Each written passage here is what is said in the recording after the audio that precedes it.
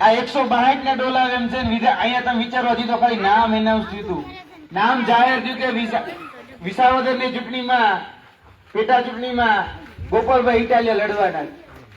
ત્યાં તો મંત્રી સંત્રી તંત્રી જે હોય બધા રોડે ચડી ગયા કે નહીં? અને હવે થોડા દિવસો બાકી છે તો 400 જેટલા બધા ઉપરથી કેન્દ્રમાંથી ને આવવા લઈ ગયા. હવે બાગર ગીલા બેઠા, સાચું ને? કેવો મજબૂત નેતા છે બોલો, કે એક ને હરાવવા માટે બધા જ લોકો અહીં આવી ગયા. જે ગામમાં તલાટી મંત્રી ન આવતા હોય ત્યાં જયારે કેબિનેટ મંત્રી આટા મારે. સાચું ખોટું? સાચું ને? તો હવે આટલો મજબૂત વિકલ્પ હોય એને જીતાવવા માટે આપણે બધાએ સંકલ્પ લેવાનો છે. કેમ કે આ ભ્રષ્ટાચાર સામે કોઈ આંખમાં આંખ નાખી અને ડંકેની ચોટ પર લડી શકે એવો વિકલ્પ એટલે ગોપાલ ઇટાલિયા છે કે નહીં? છે ને? તો વાંધો નહીં. કારણ કે ગુજરાતમાં તમે જોતા હશો કે યુવાનોની હાલત શું છે, ખેડૂતોની હાલત શું છે, અને યુવાનોની હાલત તો મારા સિવાય વધારે કોણ સારી રીતે જણાવી શકશે? આ છેલ્લા 10 વર્ષમાં યુવાનોની હાલતમાં બે જોઈ, 2014 થી લઈને 2024 માં 34 પેપર ફૂટ્યા છે. કેટલા? 34. અને એ 34 પેપરમાં આજે યુવાનોને રાતા પાણીએ રોવાનો વારો આવ્યો.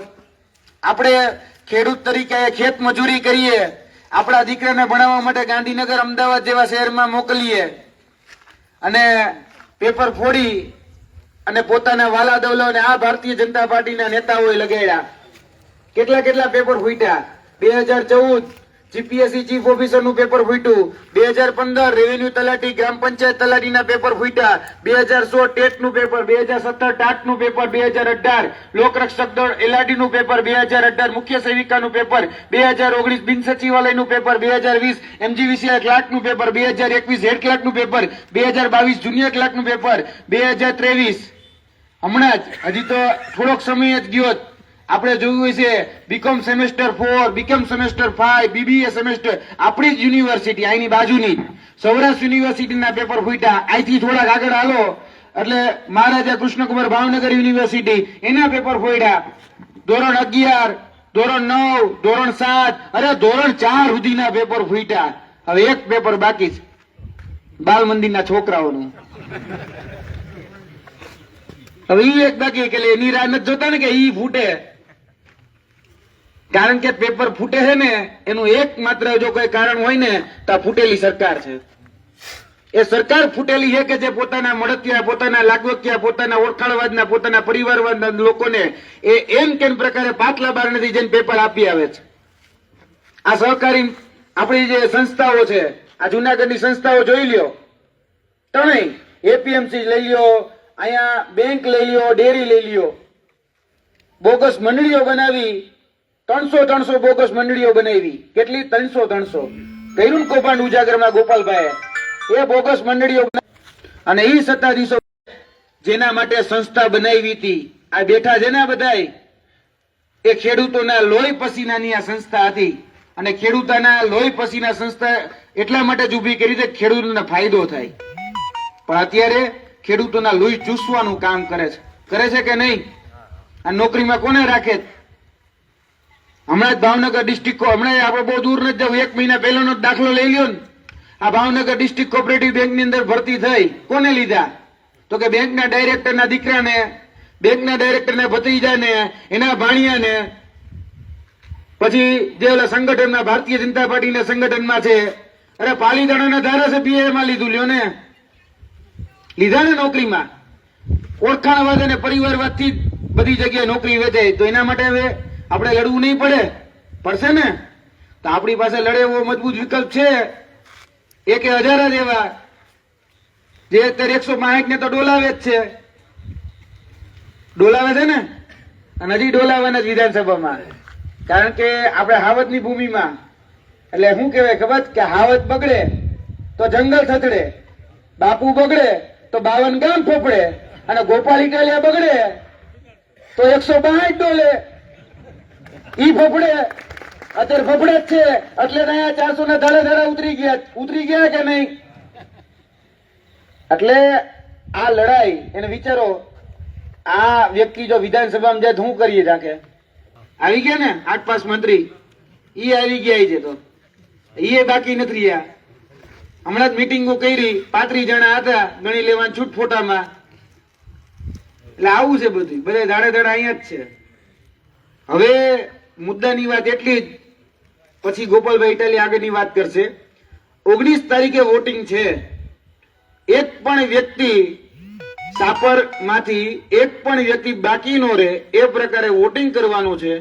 કોઈ પણ વ્યક્તિ બોગસ નો કરે એટલે કે ખોટું નો કરે એની જવાબદારી પણ આપણે જ રાખવાની છે.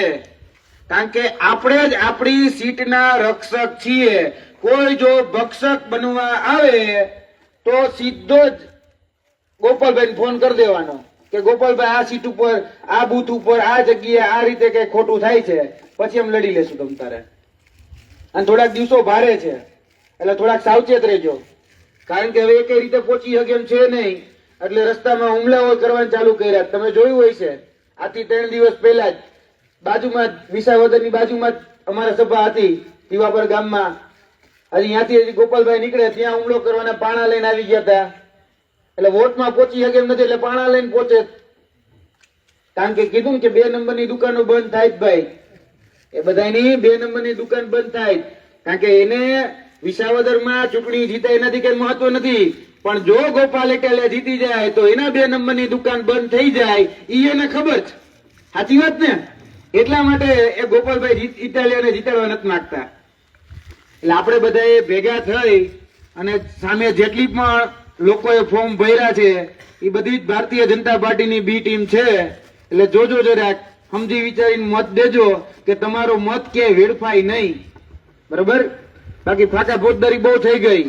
તમે જોઈ લીધું. તમને કહેવામાં આવ્યું ત્યાંથી 10 વર્ષ પહેલા કે તમારે બધાને ખાતામાં 15 લાખ આવી જાય. આવ્યા હોય તો કેજો, જોતા નથી. આ મારી માતા બહેનો બેઠી, એ માતા બહેનોને કીધું તું કે ભાઈ મારી માતા બહેનો જયારે ચૂલે રાંધે અને જે આંખમાં આંસુ આવે એના કારણે મને આંસુ આવે. આવું સાહેબ કહેતા હતા ને. હવે મારે બધા બનેવી રોવે ઓલો ઉજેલો બાટલો આપી દીધો. હવે 400 વાળો અત્યારે 1200 થઈ ગયો. 1500 વાળું સિંગતેલ અત્યારે 3000 થઈ ગયું. થઈ ગયું કે નહીં? આપણે કીધું તું ખેડૂત, આ બધા બેટા ખેડૂતો તમારી આવક ડબલ કરવાનું કીધું તું, થઈ 22 માં ડબલ થઈ જાય. જાવક ડબલ થઈ કે નહીં? થઈ ને ડબલ જાવક. ખેડૂતોના ભાવ ડબલ, ટૂંકમાં કહી શકાય કે આ ખાતરના ભાવ ડબલ થઈ ગયા. ગાયને નાખવાના ખોડના ભાવ ડબલ થઈ ગયા. એટલે મહેરબાની કરીને ભારતીય જુમલા પાર્ટીના એક પણ જુમલામાં આવતા નહીં. આટલી વિનંતી કરવા માટે તમને આવ્યા છીએ. ગુજરાતના યુવાનોનું ભવિષ્ય ગોપાલભાઈના હાથમાં છે. હું તો આ માધ્યમથી ગુજરાતના યુવાનોને પણ કહેવા માંગુ છું, આ સંદેશ ગુજરાતના દરેક યુવાન માટે છે કે અત્યાર સુધી જે પણ પીડા સહન કરી છે એ પીડાનો જો બદલો લેવો હોય તો આવી જાવ બધા વિસાવદરમાં, અને વિસાવદરમાં આવીને કયો કે કઈ રીતે ગુજરાતમાં જયારે યુવાનો પોતાના હક, અધિકાર અને ન્યાયની માંગણી કરવા જાય છે ત્યારે ગાંધીનગરમાં જે રીતે ટીંગાટોળી કરવામાં જાય છે કે ટીંગાટોળી કરવામાં આવે છે પોલીસ બે આગળ ધરી, એનો જવાબ જો લેવો હોય કે તમારી પીડાનો જો જવાબ લેવો હોય તો આવી જાવ વિસાવદર અને અહીંયાથી જવાબ લઈએ. નથી થતા ને તમારા સિલેબસ ચેન્જ. હમણાં જે રેવન્યુ તલાટીની ભરતી બહાર પડી, ઘણા બધા ઉમેદવારો કે સાહેબ રેવન્યુ તલાટીનો સિલેબસ ચેન્જ નથી થતો.